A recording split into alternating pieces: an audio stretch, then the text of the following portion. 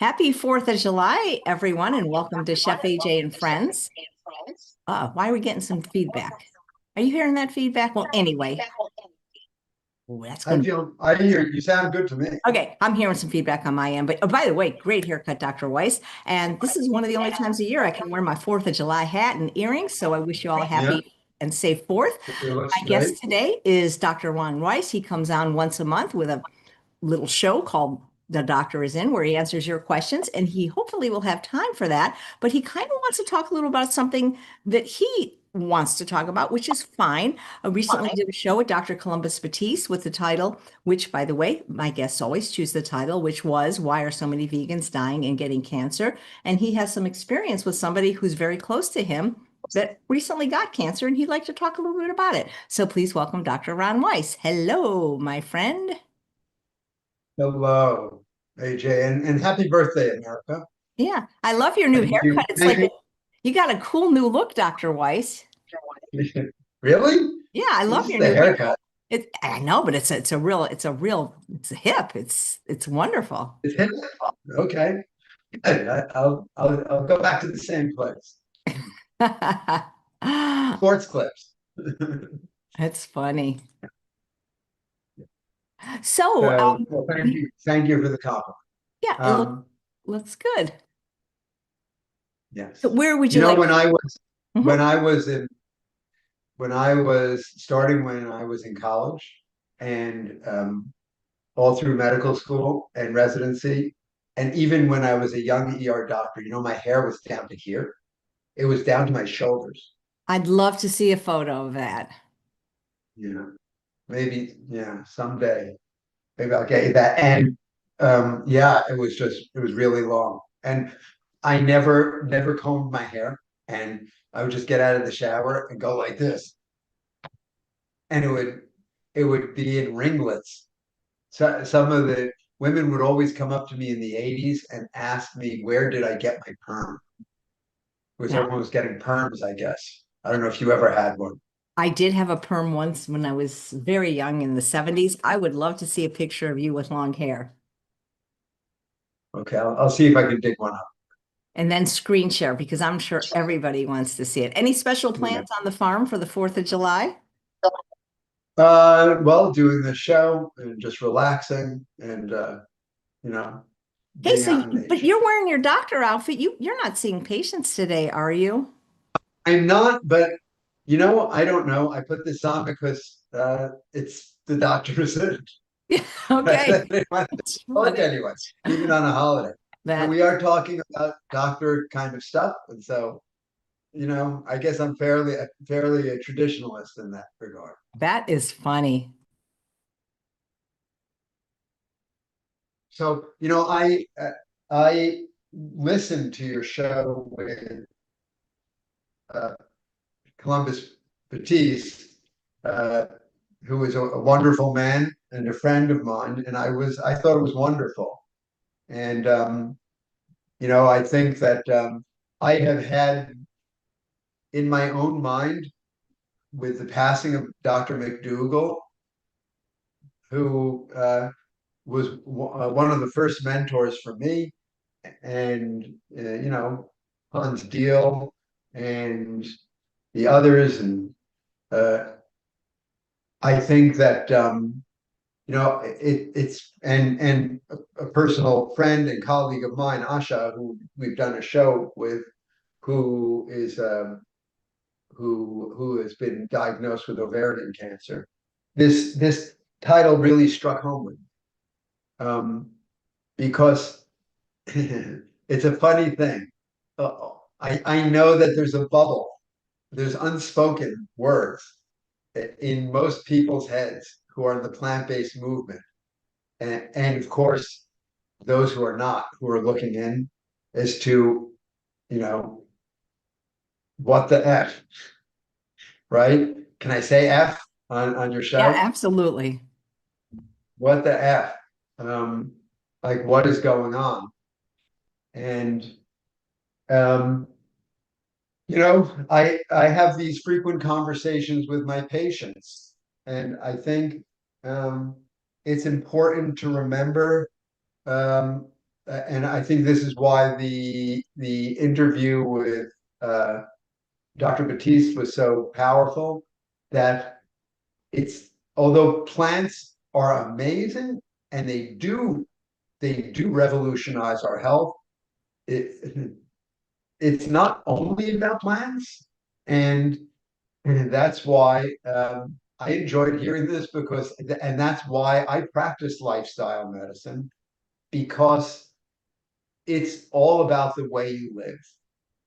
And that's why when there was an organization that developed for lifestyle medicine, which is the American College of Lifestyle Medicine, I decided to join it because I thought that there's more than eating plants. And I like the messaging and the articulation that of these six pillars, which are eating whole food, plant-based nutrition, exercise, social connection, um, stress management, the avoidance of dangerous things that can hurt us. And these are the essentials of what Dr. Batiste was talking about in his new book.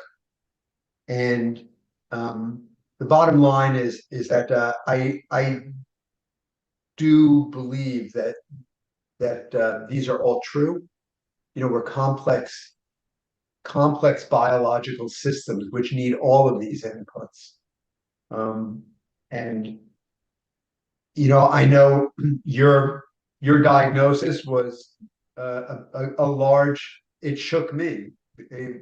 You are a dear friend of mine, and I know that we've had many conversations about why, why me, where did this come from, and as you've said many times on your show, right? It's multifactorial. Um, I think another thing that was wonderful about the conversation you were having with uh, Columbus Batiste, and I did not know this about you, uh, that you are not, and I don't want to put words in your mouth if I'm misspeaking, but that you are not strictly SOS. No, I'm not. That But let's talk about that because I'm not sitting there and eat pouring sugar and salt on my food. I still don't cook with it. I never use it ever. However, if I go to my favorite restaurant, McCooney's, and get vegan sushi, and that couple of slices of pickled ginger has sugar, I eat it. And I don't feel bad about it. And there are people for which that would be a deal breaker.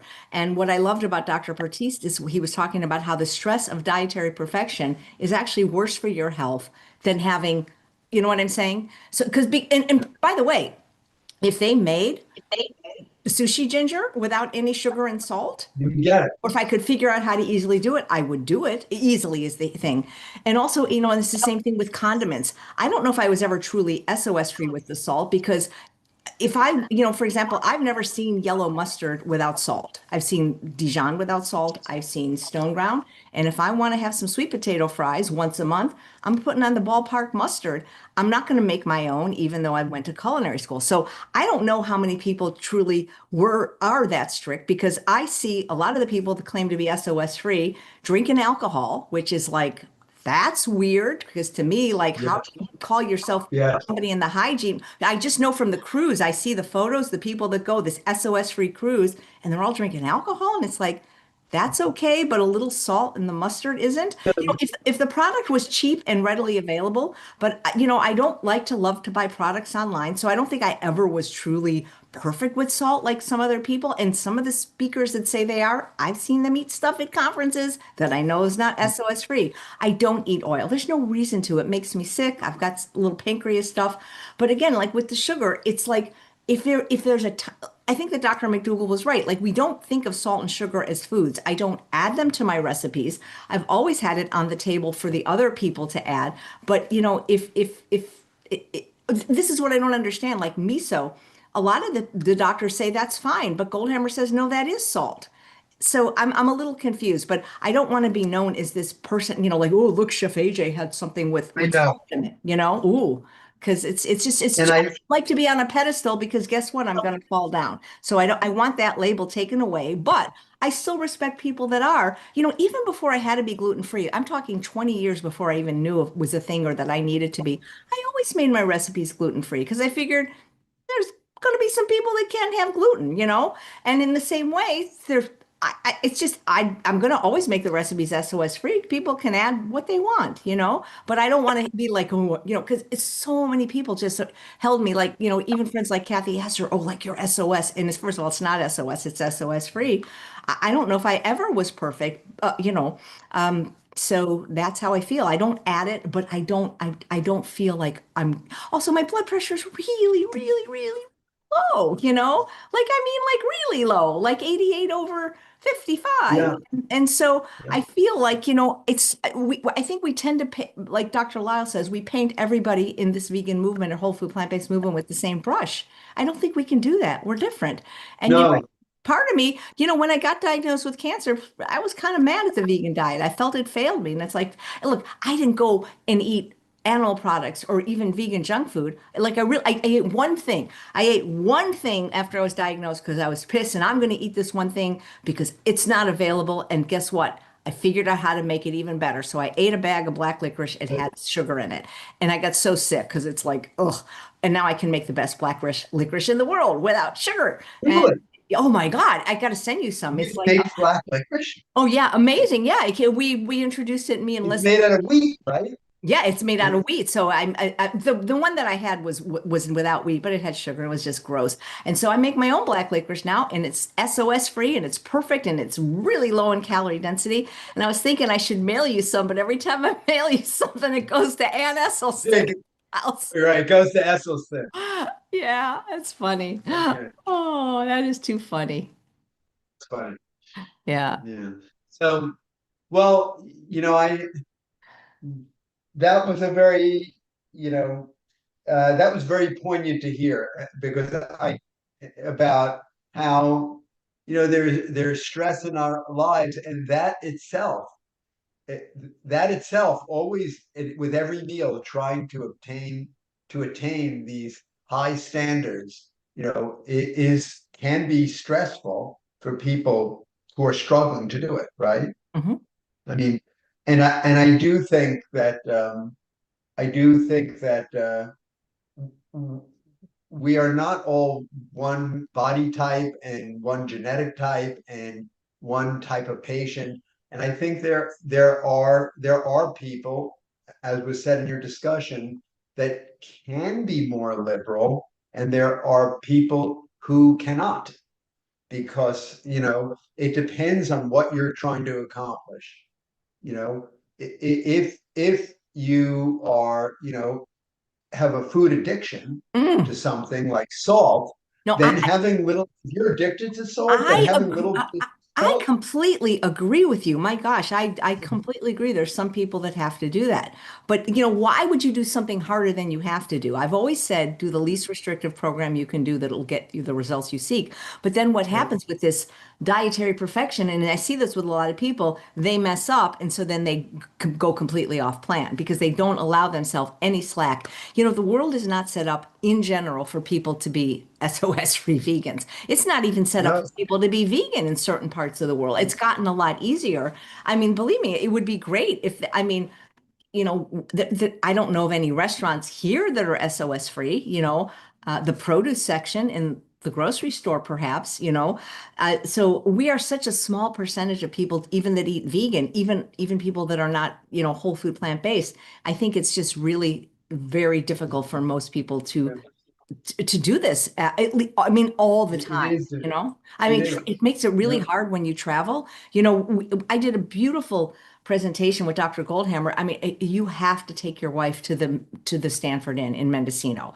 I mean you have to do that as soon as possible. It's one of the most beautiful places in the world, and the chef did accommodate us with oil free, but you can't get everybody to do sugar free and so, well, they really wasn't sugar, but they're not going to, when they're cooking for a bunch of people, or like on many of the vegan cruises, they're not going to, like, for this very small group of people, Yeah. not do that. And people don't realize that even on the cruise, I mean, I can't speak for the NHA cruise, but the other cruise, I remember when I was like, well, can't you make this salt free and oil free? And it tasted so salty, the steamed vegetables. He goes, lady, we're cooking for 4,000 people. When we blanch the water, it already has oil and salt. We're not going to like cook a little thing for, they're just not going to accommodate you. I guess with enough money, you can make anything happen. And I spent years with Dietary Perfection traveling with my Instant Pot. And you know what? That's stress. I need to not have stress in my life right now. And to me, to have Exactly. to be the person I was when I was losing weight, and I don't need it anymore because I don't know if my food addiction is cured, because my problem tends to be not the sugar and salt, but the fat that makes me go, yum, yum, yum, yum. Mhm. And again, I don't seek it, but I do use a little miso. And there's like one recipe that I just got. And guess what? I put a quarter teaspoon of salt in it, and it serves like 8 people. So shoot me. You know, what can I tell you? I just want to be You know, transparent because, when you're talking about the restaurant in Mendocino, I'm reminded of this incident that occurred when Chef Bravo, do you know him he's my from True brother North? from another mother. Yep, I know him well. Right. So he came out a couple of years in a row to do a benefit for us here at the farm, and he was the chef. And in gratitude, uh, to show him gratitude, we asked because he volunteered all of his efforts. We said, Chef Bravo, where we would like to take you somewhere. Where do you want to go? And he said, take me to 11 Madison Park. I don't know if you're Oh, aware of that are you restaurant. kidding? Oh my God, that Daniel Hum, is it? It's like that really famous vegan Yeah, restaurant that with the, it is the only three Michelin star vegan restaurant in the world. And so I said, of course, I said, we're going to go. I made the recommendation, the reservation. It's very expensive. Uh, it's like it takes 4 hours, the meal. There are many courses. And one of our friends, one on the board of the farm said, hey, do you mind if I go? And this person had just become whole food plant-based, and he is very strict. He and his wife had become, and um, I said, of course not. So he called up to make his own reservations, and then he asked to speak to the chef. And I guess they have so many different, you would know better than me because you're a chef, but there are many different levels of chefs in a restaurant like that. What's the top? The executive I'm chef, probably the and then executive chef. There's a chef de there's partie, the sous chef. I'd have to like go look yeah, at my, there's like seven, six, whatever. yeah. But he got like the next to the top. And he said, can you, my friend asked, we're making this reservation. Can you cook the food without oil, salt, or sugar? Can you do that? And he got an affirmative answer. And a day passed.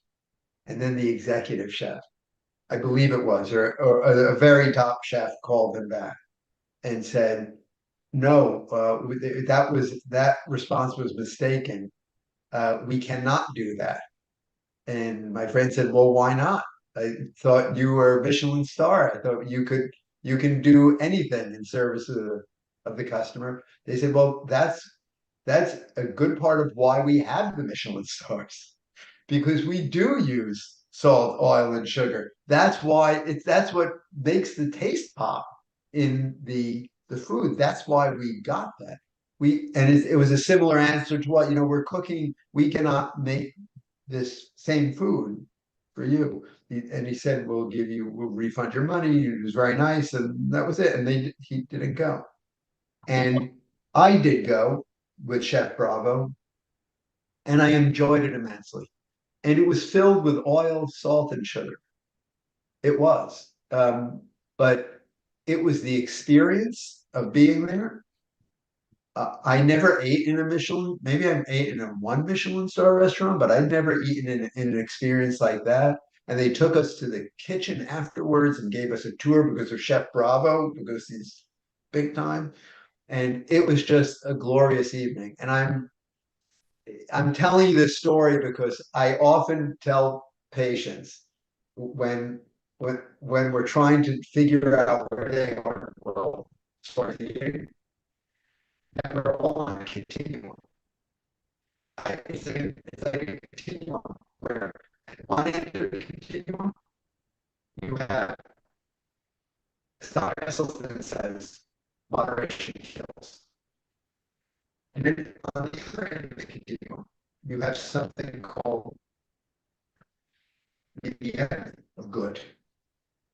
And each of us, I believe, has to find his or her place, or their place on that continuum. And I think that the healthiest place to be is as close to no moderation, but it's not a perfect paradigm. We cannot be perfect all the time, as you said, goes. So it's okay. I think it depends who you are. It's the pattern of the way you're living that you should try to consecrate. You need that pattern. And then, I know, for example, I know I've listened to Dr. Furman, who is a dear friend and mentor of mine, talk about the last 5%, right? The money is in the Yep. last 5%, Heard him say that right? too. First disease. And he's right. In a person with chronic disease, it is in the last 5%. But it depends. I think it depends who you are and what you're trying to accomplish. And if going to going to 99% instead of 100, and if that's going to give you joy and social connection, that joy and social connection may be more powerful in preventing cancer and empowering or treating cancer and empowering your immune system than the 1% left over. Yeah. And I mean, I know people like, a lot of times people that are raw foodists, they think of that as like the epitome, the highest. And I don't want to say names because I can't. There are people that we couldn't mention on the show that have cancer, that are vegan, that are not talking about it or other chronic diseases because they have books and they have followings. But I hear from them, mostly it's like, wow, I can't believe you did that. But I can't do it because.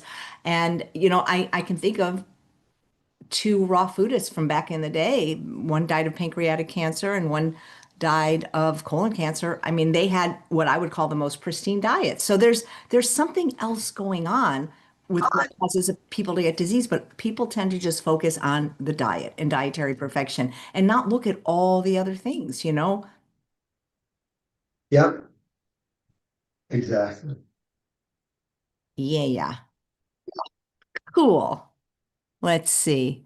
What's the exact I like this name. The existential vegan says being an imperfect vegan is probably healthier. Uh, okay. Yeah, and people are saying everybody dies. If Dr. McDougall didn't eat like I did, he might have not have lived past 30 due to his stroke at a young age. He was sharp until his death. So yeah, I think everybody's different. I'm so glad you shared that story about the restaurant. I'm going to call Bravo and say, why didn't you tell me? I mean, that sounds like just an incredible experience. Yeah, it was It's like almost like a incredible. I TV mean, show. I ate things I'd never eaten before in my life. Like they made, I don't know, it was like this stuff with duckweed. You know what duckweed is? It's I those don't know what duckweed is. tiny little plants that grow on top of water. They were so minuscule, and it was this appetizer made out of duckweed, all kinds of things. And just to sit down in that kind of setting, it was memorable. Well, I If you can't, ever have the experience to go once, I'll well, tell you what, AJ. I've I'll got, tell you what. If I want to, next time you're in New York, this is my gift to you. well, thank you. Thank you. Here's the thing though. I came and I worked for free last year. I didn't even get like a potato or anything. I think you gave me an We apple. gave the fresh farm air. Yeah, you sent me an I think apple, but I mean, I mean, come on, he gave you some vegetables. you know. I don't feel good when I eat oil, I'm going to be honest. And Crossroads is a very famous vegan restaurant, and there's one in Vegas where a lot of people that are coming to the plant-powered party are going to be eating at, and they won't make any substitutions. So, and it's very expensive.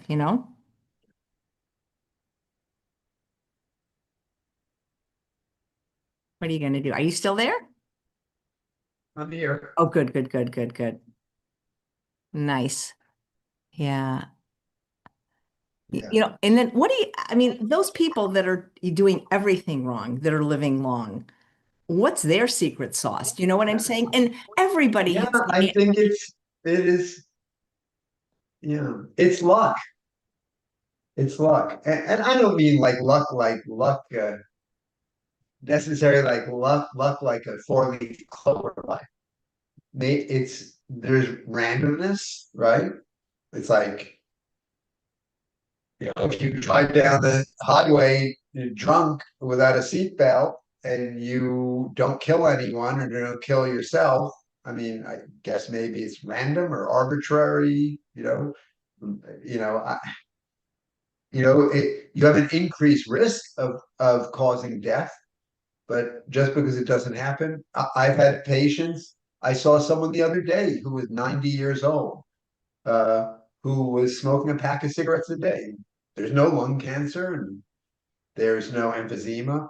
So I think that the other thing, I think the important thing to remember also is that we know from the data that eating whole plant foods is powerfully protective. We know it. And the data comes from looking at thousands, it comes from looking at populations of people.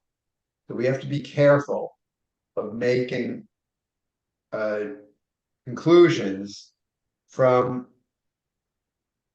considering just individuals, like your friend or a group of people, especially when the data tells us otherwise. you know what's interesting is and again, you can't just say, well, this is an N of one. But before I became a chef in 2003, my job was an activity director at retirement home. And so I spent a lot of time with the residents, and the ones that I noticed that lived the longest, and I'm talking 105, 106, there was something in their mental attitude that was different than anyone else. They may have had some physical things, by then you're usually at least on a walker or a hearing aid or wearing glasses. But I can think about this one lady. I became friends with her at 83. 83. She's still making friends. She lived until she was 106. And it was just like she forgave quickly. I mean, she lost a son. I mean, it's not like she had this life where nothing happened, but it was like she let things go. And she didn't eat a vegan diet, but she was never overweight. She walked, for example, she didn't smoke. She barely drank, but like on her birthday, she might have a glass of wine. But it was just like her mental attitude and outlook was like, and same thing with Deborah Seke, who's I think 102 now, Rancho La Puerta. She's had So, terrible loss.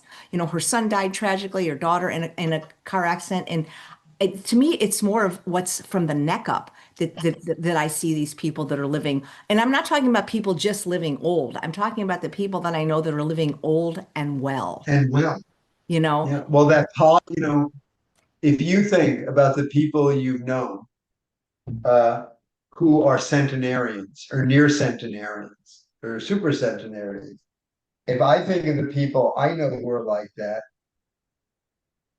how many of them are curmudgeons? I can't think of one.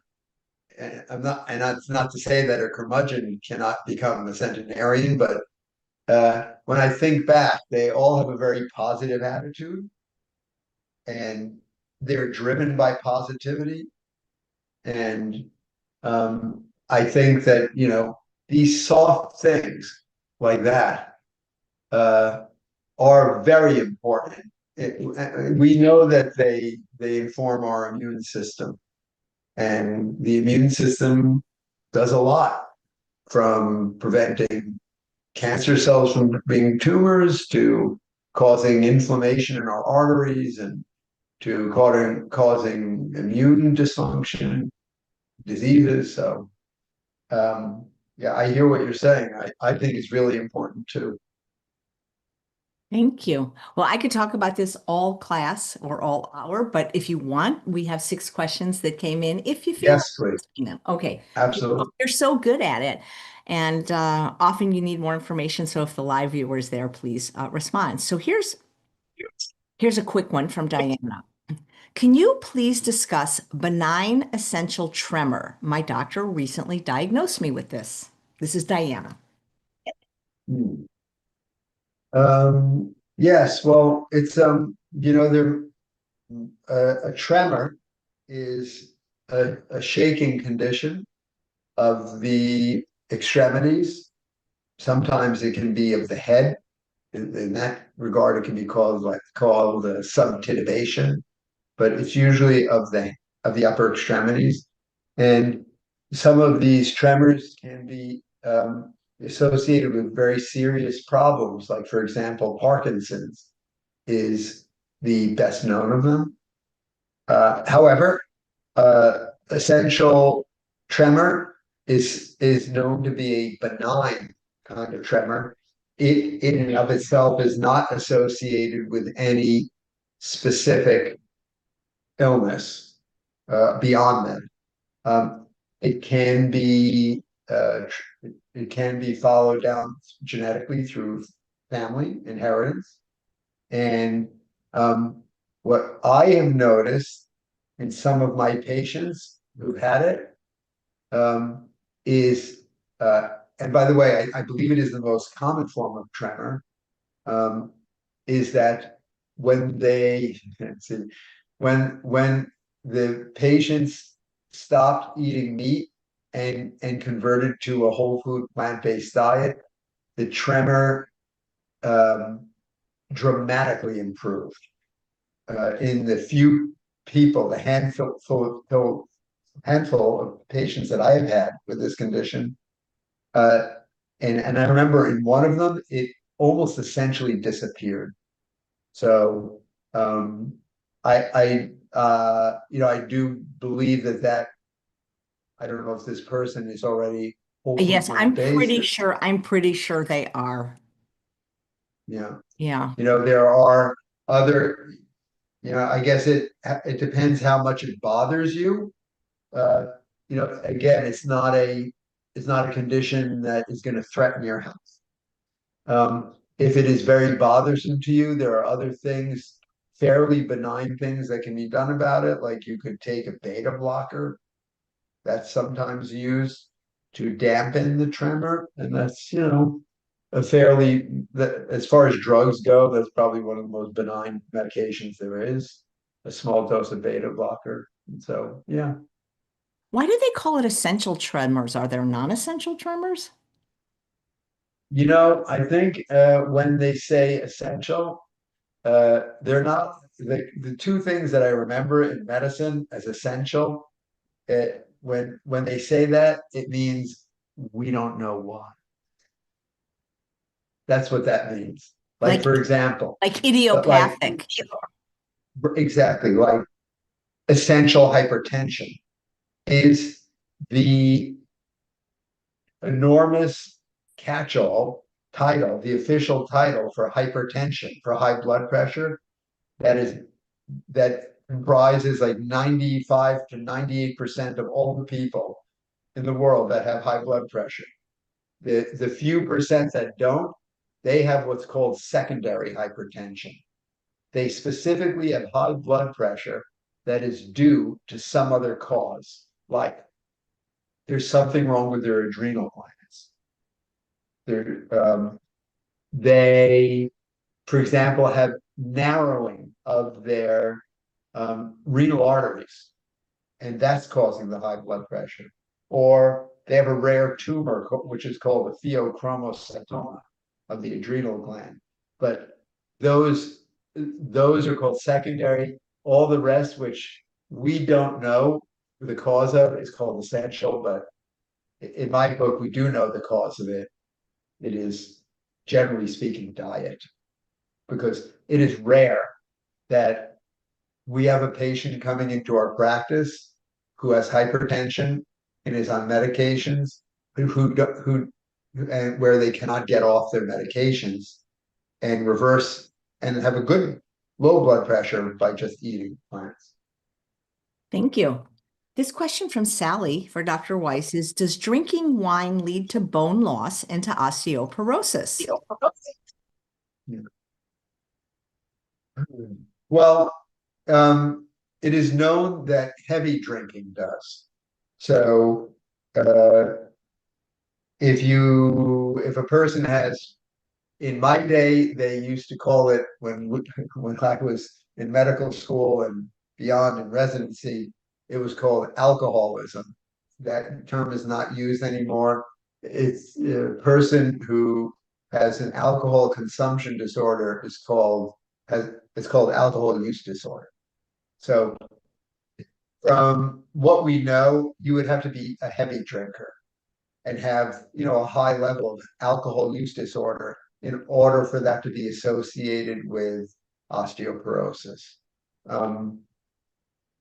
That having been said, I think that well, where does drinking mildly or drinking, let's say, 3 glasses of wine a week, is that associated with osteoporosis? I doubt it. And I don't think you have any data to say it is. However, I caution my patients that mild drinking is associated with increased cancer risk. So because of that, we try to encourage the patients not to drink alcohol. And I don't know if you saw this, but in the beginning part of the year, I think it was in January, Chef AJ, the Surgeon General, I guess the prior Surgeon General, in January recommended that alcohol be given the same cancer-causing label that cigarettes are given. That's awesome. Yeah. For a change. Okay. Well, this one is from Vi, who is watching live. And if you need a follow-up, and she says, I've been whole food plant-based for 3 years. My hematologist, who I see for macrocytic anemia, tested for zinc deficiency, and I'm deficient at 44 milligrams per deciliter. My average intake over time, according to a nutrition tracker app, is 7 milligrams per day, which is lower than the RDA of 8. I've been taking Nature's Bounty zinc supplement, 50 milligrams 2 times a week for a long time. I will consciously increase my lentils and beans. I can't eat a lot of nuts and seeds. What would you suggest? Wow. Well, that's something new. I am not aware that zinc deficiencies are associated with macrocytic anemia. This is the first time I'm doing this, but I'm very curious about this deficiency. Was macrocytic anemia. So I'm here on AI, just really fast. So AI on ChatGPT says it is not directly associated with it. I am not aware that it is. So there are certain. I think that we're going to have to ask this person who's asking the question to get more evidence-based information from the physician who's testing. And it's because of 2 things. The first thing is there are certain things that are known to cause macrocytic anemia. What does that mean? A macrocytic anemia, macro means large, and cytic means cell. Macrocytic means large cell anemia. It means the volume of your red blood cells is growing too big. Red blood cells should be a certain size. And if they're too small, it's called microcytic. We know what causes microcytic anemia. For most people, it is iron deficiencies. It can be other things, let's say genetic problems. genetic inheritances like thalassemia can cause microcytic anemias, small cell anemias. But for the large cell anemias, the most well-known deficiencies are from B12 deficiencies, which vegans can have, and folate deficiencies, which vegans, definitely people eating whole food plant-based, they wouldn't have it because we're eating vegetables, and that's where folate comes from. So those are the two well-known minerals. I'm sorry, vitamins, not minerals, vitamins that cause macrocytic or large cell anemia. There are some other causes. For example, thyroid problems can cause enlarged red blood cells and anemia, and medications, some weird medications can cause it, or not weird, but different medications. I remember when I began my career in during the AIDS crisis in the 90s, and we were first giving people AZT, that caused macrocytic anemia, and there are other drugs that can cause it. And then there's another condition, which is a bone marrow condition, which is called myelodysplastic syndrome. That can cause macrocytic anemia. But I'm not aware that zinc deficiencies can cause it. So I'm going to put that out there, and I can't quickly find evidence that that's true. Second thing, what strikes me as a little interesting from what this lady is saying is that there really is no way, accurate way that we know of or that I know of to measure for zinc deficiency, because the tests don't really exist. I know you can get a zinc level, um, I guess from LabCorp or Quest or from whatever, but those tests, oftentimes when we're trying to test for nutrients in a person's blood, the mineral or the nutrient or metal or whatever you're trying to test for in the blood doesn't necessarily reflect what the total body stores are of that item. And a good example is zinc. Another example is like iodine. Iodine is essential for thyroid function. Our thyroid hormone is made out of iodine. However, if you try, and iodine is not easy to get, it's not easy in your diet. That's why the government or whoever it was, decided a long time to iodize salt and add it into Morton salt.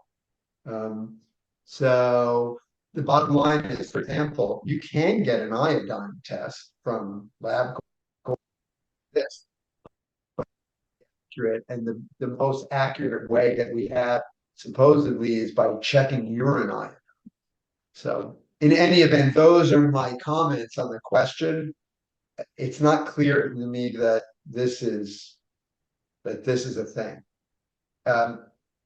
Yeah. And here's the other thing is, yes, lentil soup, lentils have a lot of zinc in it. I would recommend eating legumes, which have a lot of zinc. One of the issues potentially out there is just because you're eating something, it doesn't mean you're absorbing it. So, it's an area that I think probably needs further study and clarification.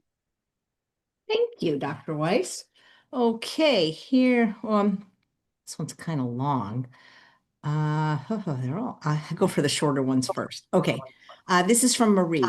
What foods or supplements should be part of my daily life if I'm an athlete? I lift weights, run, and hike, and noticed I don't recover as well as I used to. I'm a 48-year-old female. I always hear so much about fish oil and collagen, so I'm tempted to take these supplements. Yeah. Well, our general recommendation here from the practice is based on years and years and years of evidence. And that recommendation is that we try to generally shy away from supplements, except for a few um, items which I will mention. And the reason why is because the evidence is that either the supplements don't work or that taking extra of some kind of supplement can be dangerous to you. It can harm you. And I can give examples of that in a moment. But before I do, the other thing you have to remember is because the supplement industry is not regulated, when authorities or independent laboratories have gone in to look to see what are the components of many supplements, a lot of the time they don't have what they say on the label. So, and what I mean by that is they either don't have any of the item which is listed on the label, they have some of it, or they could have too much of it. I remember Dr. Matthew Walker is clearly discussing melatonin because he's a sleep expert and talking about the frustration with trying to take melatonin, which is a natural hormone, right? Which allows us to set our sleep in associated with the the circadian rhythm. A lot of people take it when if they change time zones, a lot of time zones, and studies have been shown it can be effective for that. But I remember him talking about it's just like you just have to take your chances with the melatonin. It can have either no melatonin in it or 100 times what it says on the label. So you just have no idea.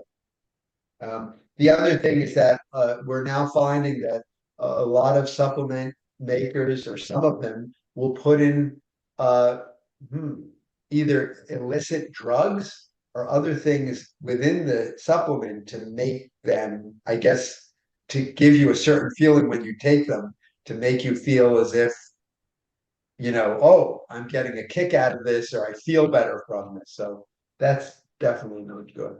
So because of this, I try to minimize supplements. I said I would get back to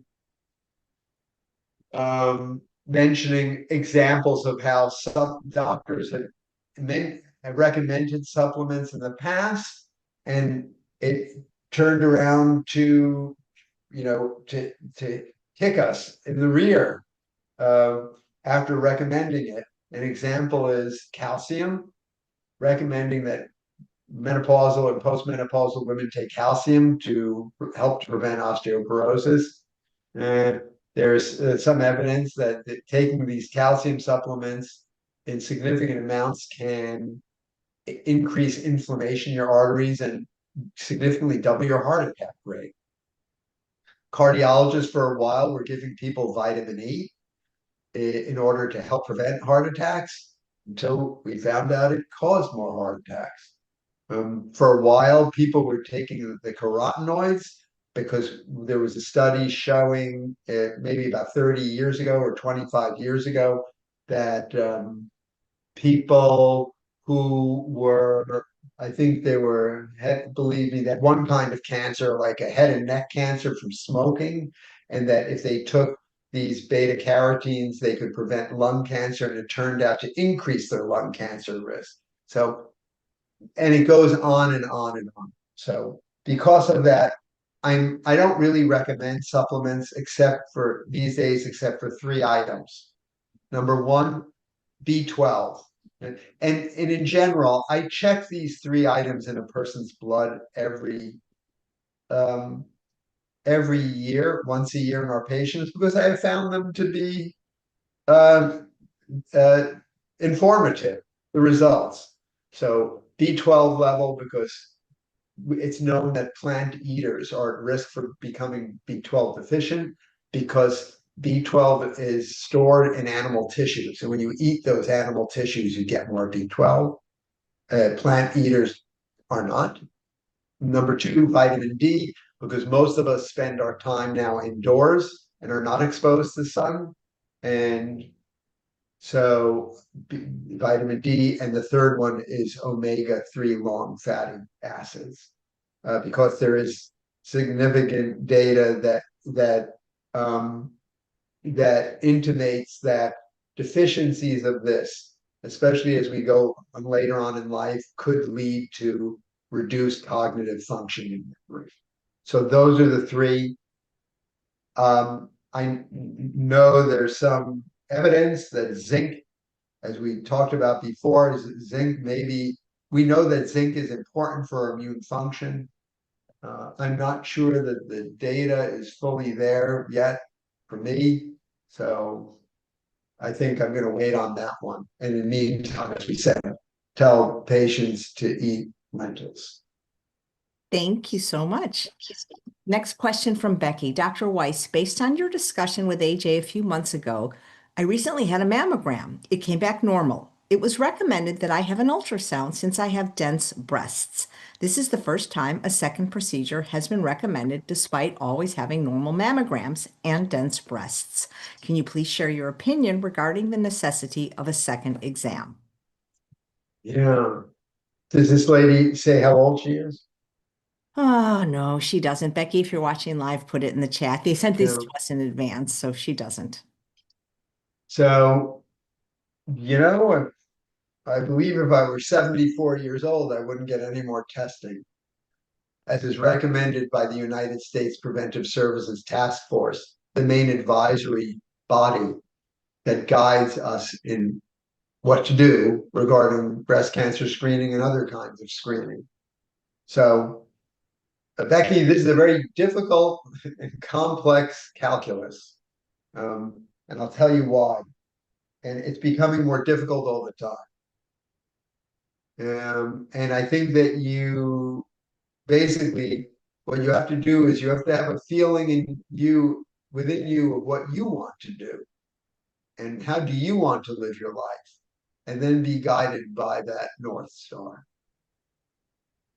What am I know that sounds very vague, but what am I talking about? Well, breast cancer screening with mammograms, if you want to look at the evidence holds that this screening has never saved women's lives, period. After decades of screening, getting mammograms has, in the end, has never been known to save women's lives. So there's strong data on that. Here's another piece of data for you. When I graduated New Jersey Medical School, in 1988, I remember the statistic specifically, 1 in 11 women in America were diagnosed with breast cancer. Today, 1 in 8 women are diagnosed with breast cancer. That is an enormous increase in breast cancer. And it's not because we changed our diet or we're radiated or whatever. It's not because of that. I believe it is because we have all these women getting mammograms now. You have to remember, and not everyone in the 1970s and 80s were getting mammograms, probably relatively few were. But the pink ribbon campaigns have arisen, right? Hospitals set up breast centers now. There's breast cancer awareness month in October. Now it's a cultural thing to get mammograms. And I think with the advance of more diagnostically aggressive techniques, mammograms have have advanced. The technology has advanced in looking for small things and microcalcification. They do tomograms, all kinds of techniques. now combining it with other things like ultrasound, as you mentioned. Um, the I was just talking about this with a patient the other day, that the state of New Jersey, 10 years ago, passed a law saying that if the radiology states that the woman has dense breasts on the mammogram, that they're dense, uh, that the woman must be told about it and told that this could hide cancerous lesions. And so, uh, you know, 5 years ago, 10 years ago, I didn't usually see mammograms that had this warning. I think every mammogram I'm seeing now that comes across my desk from one of my patients, it says she has dense breasts. And as soon as that happens, the radiologist recommends that the woman now have a mammogram every year. And this is in opposition to what the recommendation is from the United States Preventive Services Task Force, which is for women to have mammograms every other year until they're 74 and then stop. And that recommendation was modified from the every year recommendation because of the realization that mammograms do not save lives. So where are we going with all of this? I don't know. I don't know. I give prescriptions for my women patients to get mammograms. And what I tell them is, that you should eat a high level whole food plant-based diet, because there is a lot of evidence that not only helps to prevent, but helps to treat breast cancers. And beyond that, I think it's a personal decision. You have to know, it's very hard, AJ, as you know. Once you open that Pandora's box, right, and you get that result, what do you do with it?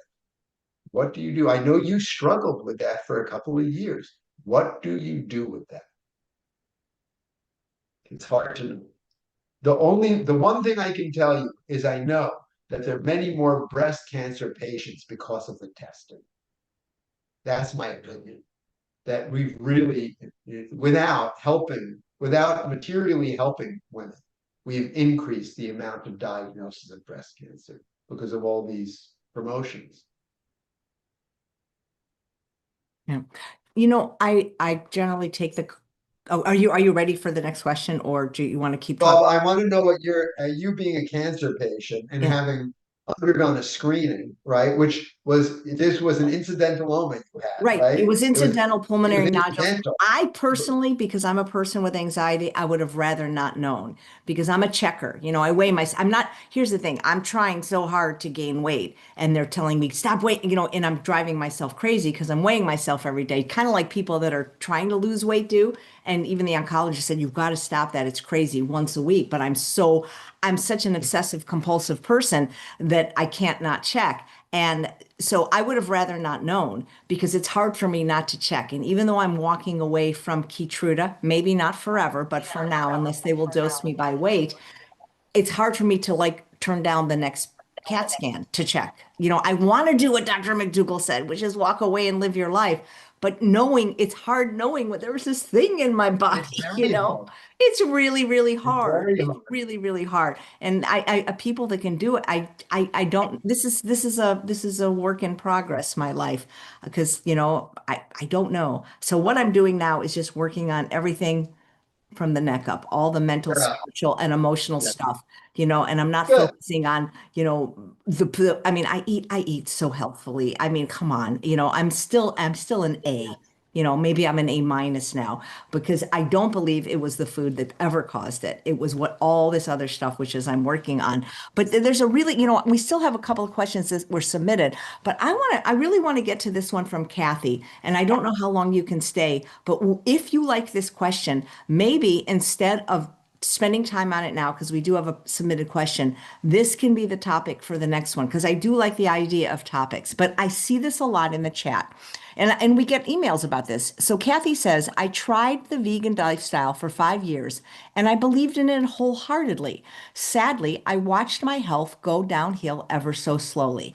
I think genetically it's not for everyone. I pray for you daily. So she's not the first person to write that. And there have been people that were prominent vegans. I can't think of her name. I think her name was Alex. She was a chef. She was the girlfriend of Morgan Spurlock, who I think has died of cancer now from Super Size Me. And then she came, Really? not, yeah, He passed away? I believe it was cancer. I'll look it up. But the thing is so, so she was like a prominent voice in the vegan world and she stopped being vegan. And that does happen a lot with like, I'll see PCRM embrace these celebrities and then they stop being vegan. So maybe this isn't the time to talk about this. Maybe that could be the start of next month, because it's such an important topic because, you know, Sure. And maybe, if this, look, if getting back to Dr. Batiste, there's so much to know about a person, right? That we don't know, right? If this, I'll give you a quick answer regarding this question and this young lady who's talking about this. I've seen, probably close to 500,000 patients in my life, many different kinds of patients. I've seen many tens of thousands of patients who are eating plants. I've never seen, I have not seen a patient that hasn't benefited from eating a plant-based diet. I've not seen it. Nutritionally, I've not seen it. Does that mean that it can't exist? It doesn't mean that. But if you're asking me my experience, I'm telling you, I've not seen it. So my second thought would be, other than the fact that this is a very rare individual that we have, that perhaps something else was missing in this young lady. Something else was missing that was not covered. And I love the opportunity. If she wants, and she doesn't have to. I don't know. I know she's just asking a question. This doesn't necessarily mean she wants to open up her life like an open book to everything. Um, I wouldn't mind evaluating her completely on your show. oh my So gosh. to try and find really what was the problem with him, because I have never seen that. Okay, this is In fabulous. order to do this, I would probably need a lot of information ahead of time, which would be my pleasure. If you want to arrange this, uh, she could set up what's called, she can fill out forms with us. We have exhaustive forms that get all kinds of information, whatever, so we could hit the ground running on your show. If somebody would like that, including the blood test she's had, everything, because it's not that I want to make a circus sideshow out of this, but just because you said that this is not an uncommon comment that you've No, I had, get it. We and get people writing us all and the I've time for never health seen tests. it. Yep. I've never seen it, which makes me think something was missed. So if I can help this person to uncover what was missed, it would be my pleasure. So Kathy, if you're still watching live, because I don't know her, it's just the name Kathy. It's in the comments. Please, as soon as possible, write help@chefaj.com and we'll arrange that. Talking about your mammogram question, even though the person didn't like that she wanted to do a secondary test, ultrasounds are pretty low risk. There's no radiation in those, correct? Um, there's no radiation, but the problem is, where are we going with all of this testing, right? Where are we going? I guess, what, hmm, I guess what bothers me more in the back of my head is not that the ultrasound is going to find out something that should be left alone, but the mammogram is going to be found out something that should be left alone, because this looming cancer, if it is there, just because it's there, it doesn't mean that we should be finding it. This is like a Dr. McDougall thing, right? We have cancers all over our bodies. It's thought that a third of 40-year-old women have breast cancer in their breast, and then it just goes up from there. These are normal women who don't have a diagnosis.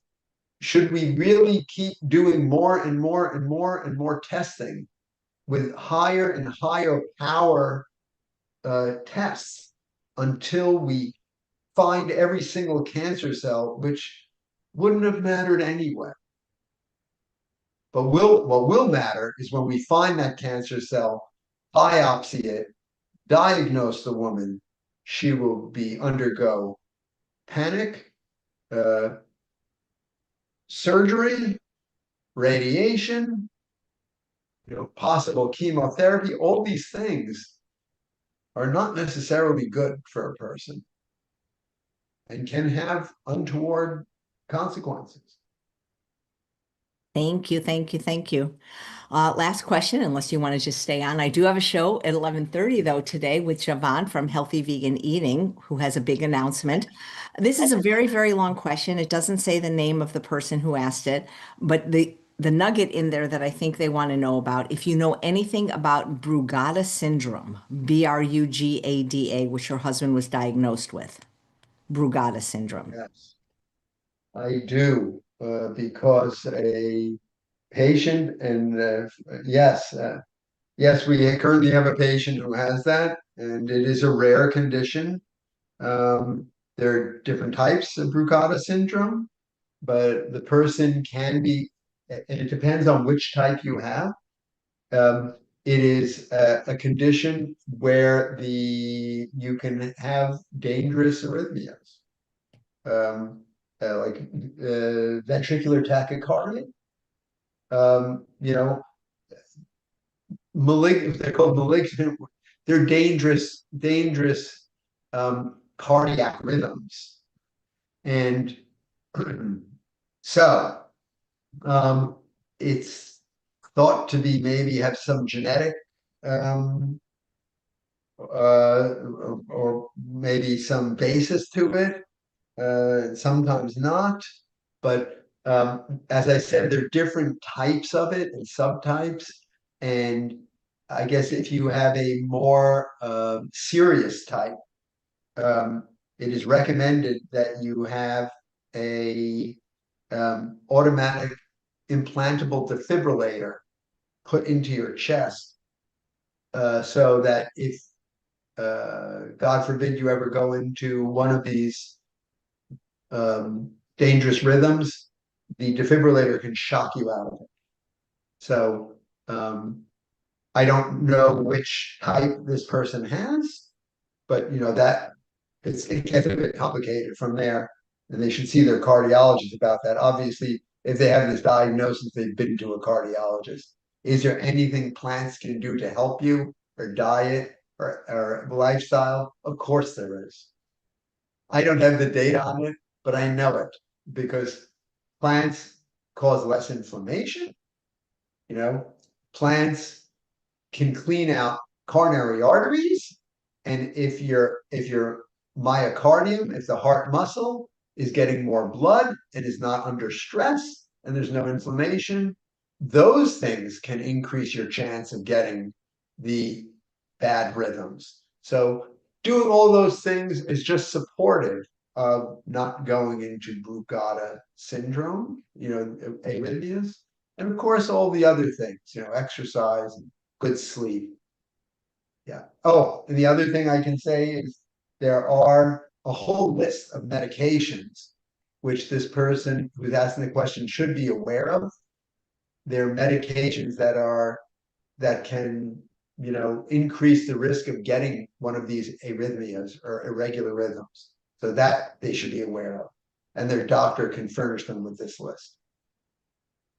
Dr. Weiss, this is so fun. I mean, I could keep talking to you, and this is the one day you don't actually have to go see a patient, yet you're still dressed as a doctor. Yeah. Yeah.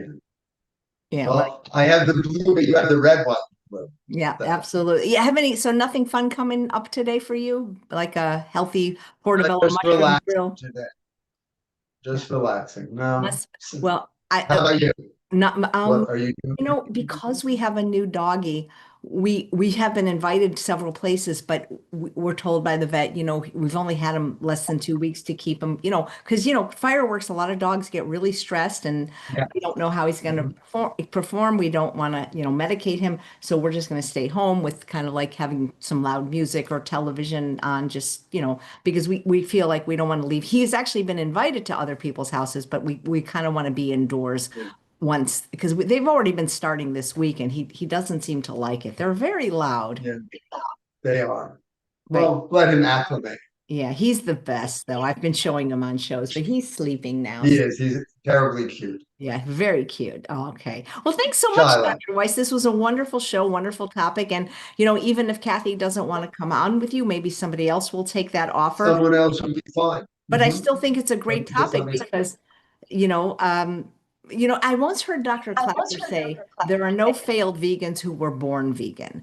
I don't know if that's true, because there's not a lot of people. I say mean, this again. Dr. Clapper says there are no well, I failed one time vegans. heard him say in a lecture that there are no failed vegans, meaning people that followed a vegan diet and had to go back that were born vegan. I personally don't know a lot of people that were born vegan other than maybe Gar Goldhammer, but they seem to be doing very well.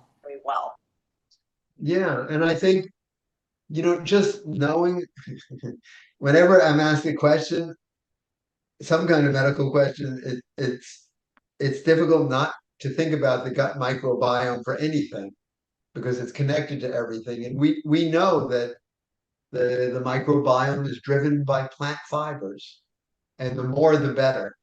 So does that mean that it's impossible to be healthy if you add a piece of fish or meat or chicken? No, it doesn't mean that. But just the idea that our basic foundation of health is driven by whole plant fibers makes me think that something was missed or something else is going on with this patient. And I think it would help to take a deep dive. I hope that Kathy is continuing to watch, and I wonder if I can find her last name. I'll keep looking for it and I'll see if there's a way to figure it out because they just use their Wonderful. avatar and stuff. Well, happy 4th to you and your family, and we look forward to seeing you next month. Absolutely. All right. All Thanks. my love and happy July 4th. Thanks, Dr. Weiss. He's the best, isn't he? And thanks all of you for watching another episode of Chef AJ and Friends. Please come back in 12 minutes because Javant from Healthy Vegan Eating has a big announcement and you want to be the